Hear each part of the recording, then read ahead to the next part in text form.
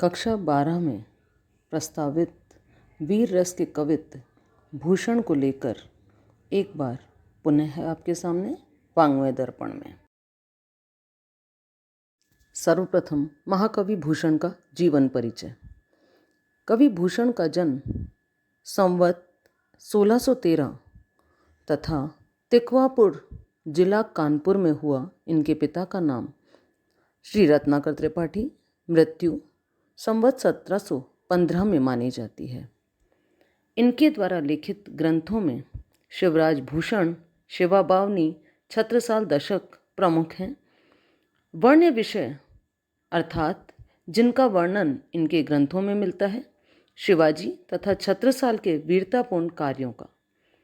इनकी भाषा ब्रज है, जिसमें अरबी, फारसी, तुर्की, बुंदेली तथा खड़ी बोली के शब्दों का मिलन हुआ।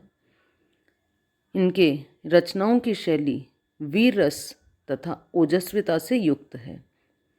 कवित्त छंद इनकी प्रमुख पहचान है।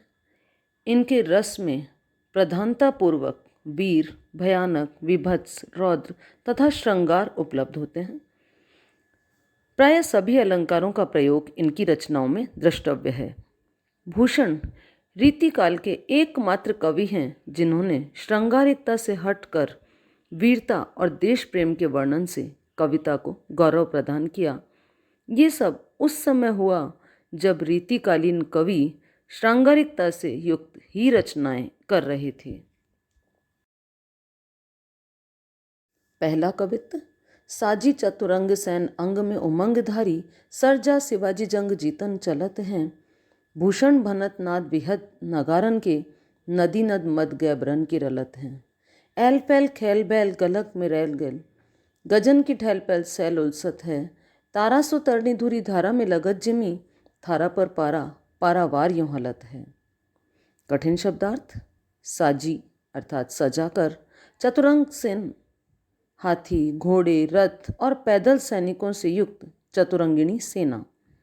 अंग अर्थात शरीर, उमंग, जोश, उत्साह, धरी अर्थात धारण करके, सरजा शिवाजी को दी गई उपाधि।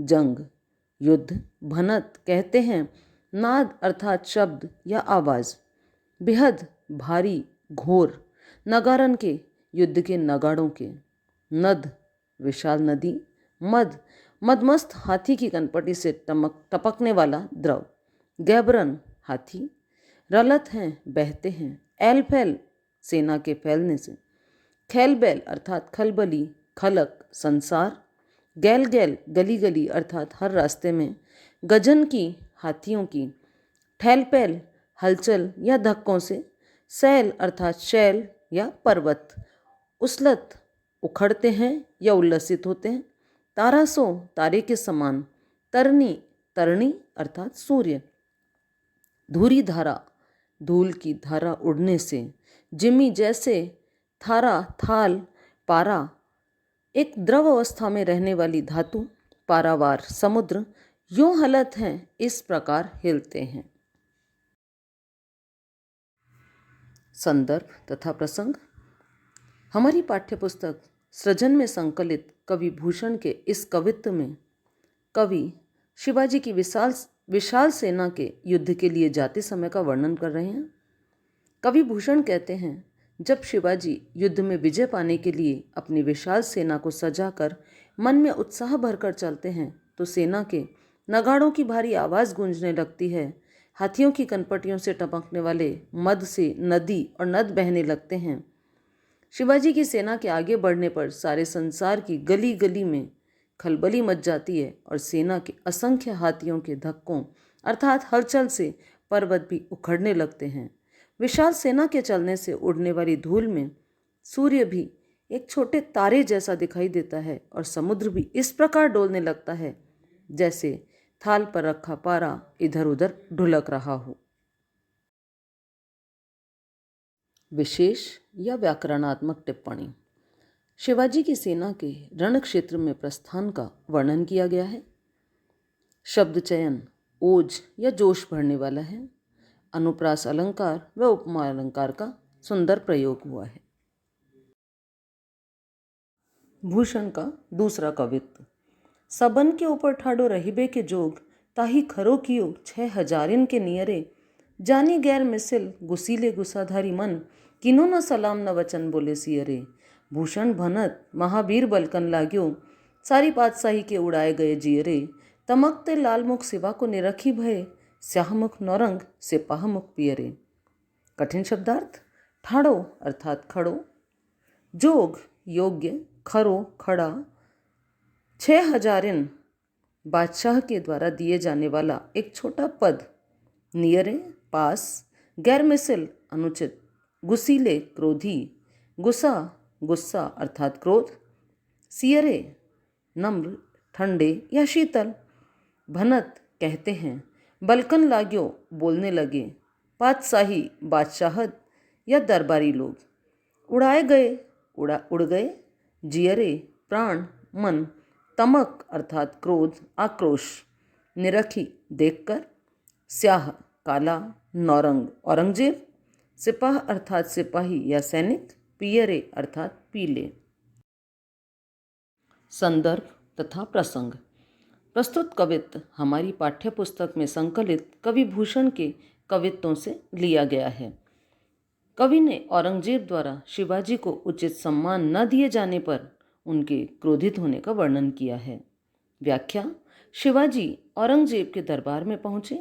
अपनी वीरता और प्रभाव के कारण जो शिवाजी सबके ऊपर खड़े होने के योग्य थे, अर्थात सब पर राज करने के योग्य थे, उनको अपमानित करते हुए 6,000 अर्थात मनसबदारों के पास खड़ा किया गया।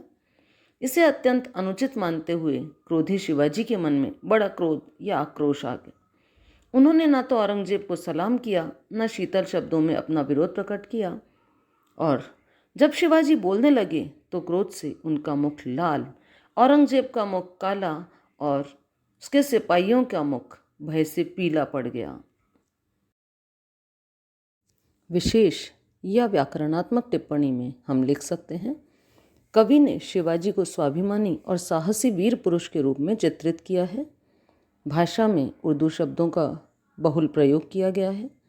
अनुप्रास अलंकार तथा अतिशयोक्ति अलंकार इसमें है। वीर रस के कवित्व का तीसरा छंद। तेरे ही भुजानी पर भूतल को भार, कहिबे को शेषनाग दिग नाग हिमाचल है, तेरो अवतार जग पोषण भरन हार, कछु करतार को न दो मधी अमल है, साही तनय सर्जा समथ शिवराज कवि, भूषण कहत जीवो तेरो ही सफल है, तेरो कर बाल करे म्लेच्छन को काल, बिन काज होत काल बदनाम धरातल है। कठिन शब्दार्थ। भुजानी अर्थात भुजाओं में या हाथों में, भूतल पृथ्वी, भार बोझ, शेषनाग एक सहस्त्र वाले विशाल सर्प जो धरती को धारण करते हैं, दिग्नाग चारों दिशाओं में धरती को धारण करने वाले हाथी दिग्गज, हिमाचल हिमालय आदि पर्वत, पोषण भरनहार भरण पोषण करने वाला, करतार ईश्वर अर्थात विधाता, मधी मध्य या उसमें, अमल प्रयत्न या कार्य, शाही शाह या शाहजी, तनय पुत्र, सर्जा शिवाजी को प्राप्त उपाधि, समर्थ समर्थ या शक्तिशाली, जीवो जीना, करवाल तलवार, म्लेच्छन को मुगलों का, काल अंत या विनाश, काज कारण, धरातल अर्थात इस धरती पर। संदर्भ तथा प्रसंग। प्रस्तुत पद पाठ्यपुस्तक में संकलित कवि भूषण की रचना से उद्धृत है। कवि के अनुसार पृथ्वी का भार धारण कर संसार का भरण पोषण वास्तव में शिवाजी के द्वारा ही किया जाता है, जबकि शेषनाग दिग्गज आदि का तो केवल नाम ही नाम है। अब व्याख्या।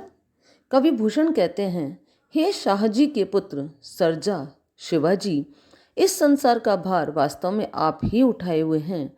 शेषनाग दिग्गज और हिमालय आदि पर्वत तो कहने के लिए भूधर हैं। हे शिवाजी, तुम्हारा तो अवतार अर्थात जन्म ही सारे संसार के भरण पोषण के लिए हुआ है। इस काम में ईश्वर की कोई भूमिका नहीं है।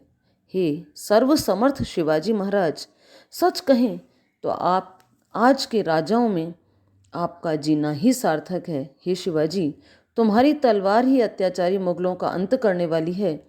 बेचारा काल तो जान लेने के लिए इस धरती पर व्यर्थ ही बदनाम है।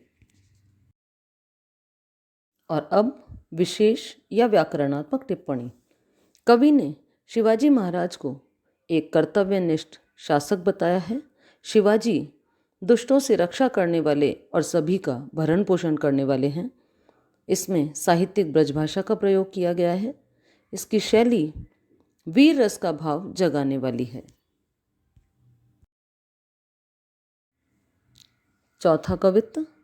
इंद्र जिम जंभ पर बाड़व जो अंब पर, रावण सदंब पर रघुकुल राज है। पौन वारी वाह पर शंभुरति नाह पर, जो सहस्र बाहु पर राम द्विज राज है। दावा द्रुम दंड पर, चीता मृग झुंड पर, भूषण वितुंड पर जैसे मृग राज है।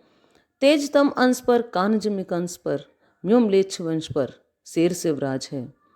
जिमि अर्थात जैसे, जंभ जंभासुर नामक दैत्य, बाड़व बड़वा नल या समुद्र में लगने वाली आग, अंब जल सदंभ घमंडी या अहंकारी, रघुकुल राज राम, पौन पवन, वारी वाह वारी को अर्थात जल को ले जाने वाला बादल, शंभु शिव, रति नाह रतिपति अर्थात कामदेव, सहस्र बाहु एक राजा जिसमें सहस्र भुजाओं का बल था।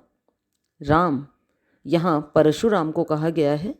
द्विजराज ब्राह्मणों में श्रेष्ठ, दावा दावानल या जंगल में लगने वाली आग, द्रुमदंड वृक्ष, मृगझुंड हरिणों का समूह, वितुंड हाथी, मृगराज अर्थात शेर, शेर शेर या हावी। संदर्भ तथा प्रसंग। प्रस्तुत कवित्त हमारी पाठ्य पुस्तक में संकलित कवि भूषण द्वारा रचित वीर रस के कवित्त से लिया गया है। कवि अनेक उदाहरणों के द्वारा अन्यायी मुगल शासकों पर शिवाजी के आतंक का वर्णन कर रहे हैं। कवि भूषण कहते हैं, जिस प्रकार देवराज इंद्र का जंभासुर पर आधिपत्य प्रसिद्ध है, जल को भी जला देने वाली बड़वाग्नि से जैसे जल भयभीत रहता है, अहंकारी रावण पर भगवान राम का आधिपत्य है, पवन का बादल पर, शिवजी का रतिपति अर्थात कामदेव पर, राजा सहस्त्रबाहु पर ब्राह्मणों में श्रेष्ठ परशुराम का, वृक्षों पर दावानल का, चीते का हरिणों के समूह पर, हाथी पर सिंह का, प्रकाश का अंधकार पर, भगवान कृष्ण का कंस पर जिस प्रकार आधिपत्य या राज प्रसिद्ध है, उसी प्रकार संपूर्ण अत्याचारी मुगल शासकों पर शिवाजी का आतंक छाया हुआ है। विशेष या व्याकरणात्मक टिप्पणी। शिवाजी महाराज के पराक्रम और शत्रुओं पर छाए उनके आतंक का कवि ने ओजपूर्ण भाषा शैली में वर्णन किया है। आलंकारिक प्रयोग दर्शनीय है। वीर रस की अनुभूति कराने वाला ये पद बहुत सुंदर लगता है। और अब अंतिम पद। गरुड़ को दावा जैसे नाग के समूह पर, दावा नाग जूह पर सिंह सिर ताज को, दावापुर हूत को पहारन के कूल पर, दावा सब पच्छिन के गोल पर बाज को, भूषण अखंड नवखंड महीमंडल में, तम पर दावा रवि किरण समाज को, पूरब पछाह देश दक्षिण ते उत्तर लो, जहाँ पातशाही तहाँ दावा शिवराज को। कठिन शब्दार्थ। गरुड़ भगवान विष्णु का वाहन जो सर्पों का शत्रु माना गया है। नाग अर्थात सर्प, नागजूह हाथियों का समूह, सरताज सबसे अधिक शक्तिशाली, पुरहूत इंद्र कुल समूह या वंश, पश्चिम के पक्षियों के गोल समूह, बाज एक शिकारी पक्षी, अखंड संपूर्ण, नवखंड 9 खंडों या भागों वाली, महीमंडल पृथ्वी, तम अंधकार, रवि किरण समाज सूर्य की किरणों का समूह, पछां पश्चिम दिशा, पातशाही बादशाहत या औरंगजेब का शासन, शिवराज शिवाजी महाराज। और अब संदर्भ तथा प्रसंग। प्रस्तुत छंद हमारी पाठ्यपुस्तक सृजन में संकलित कवि भूषण विरचित छंदों से लिया गया है। छंद में कवि ने शिवाजी के प्रताप और दबदबे का उदाहरण सहित वर्णन प्रस्तुत किया है। वर्णन करते हुए कवि भूषण कहते हैं, जैसे सर्पों के बैरी बलशाली गरुड़ का सर्पों पर प्रभुत्व या आतंक है, हाथियों के झुंड पर जैसे पराक्रमी शेर का प्रभुत्व है, पर्वतों को अपने वज्र के प्रहार से खंडित कर देने वाले इंद्र का संपूर्ण पर्वतों पर आधिपत्य है, सभी पक्षियों पर जैसे बाज का आतंक बना रहता है और 9 खंडों वाली संपूर्ण पृथ्वी पर व्याप्त अंधकार पर जैसे सूर्य की किरणों के प्रकाश का आधिपत्य है, उसी प्रकार पूर्व, पश्चिम, उत्तर तथा दक्षिण दिशाओं में जहाँ भी बादशाह औरंगजेब के अधीन शासकों का शासन है, अर्थात जहाँ कहीं भी बादशाहत है, वहाँ पर महाराज शिवाजी का आतंक हमेशा छाया रहता है। विशेष या व्याकरणात्मक टिप्पणी में कवि ने शिवाजी महाराज के प्रताप और शत्रुओं पर छाए उनके आतंक का ओजपूर्ण भाषा शैली में वर्णन किया है। अनुप्रास अलंकार, मालोपमा अलंकार तथा उदाहरण अलंकार द्रष्टव्य है। भाषा प्रसंग तथा भाव के अनुकूल है। धन्यवाद।